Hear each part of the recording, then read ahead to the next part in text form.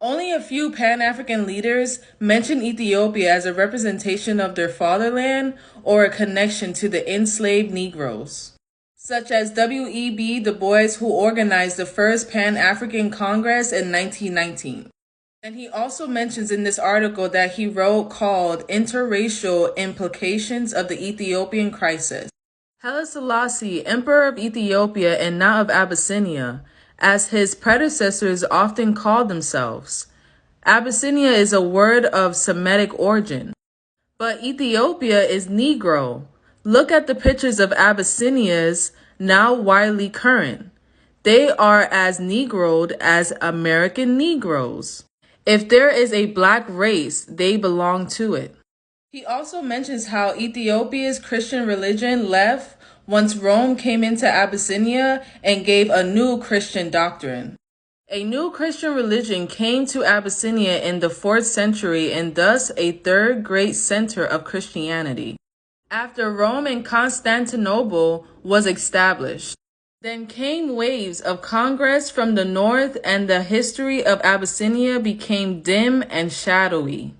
As Gibbon has written, encompassed on all sides by the enemies of their religion, the Ethiopians slept near 1,000 years, forgetful of the world by whom they were forgotten.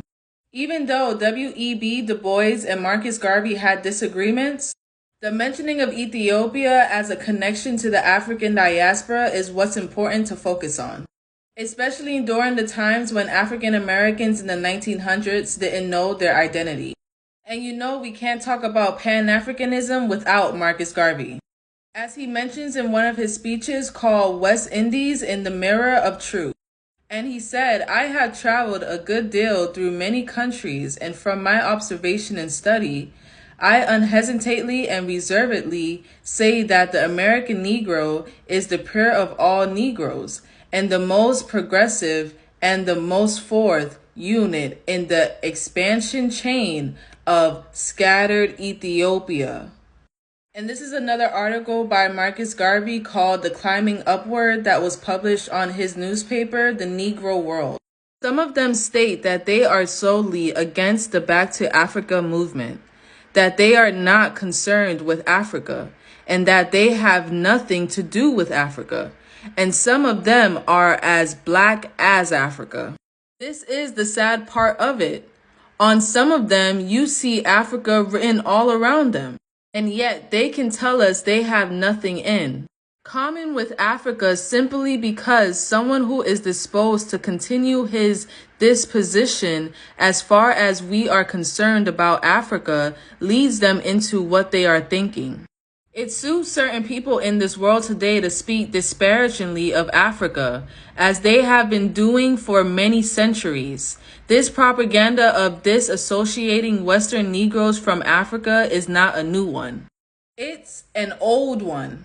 For hundreds of years, the white propagandists have been printing millions of tons of literature to impress the minds of scattered Ethiopia, especially that part with civilization, the idea that Africa is a despised place where no civilized person should go.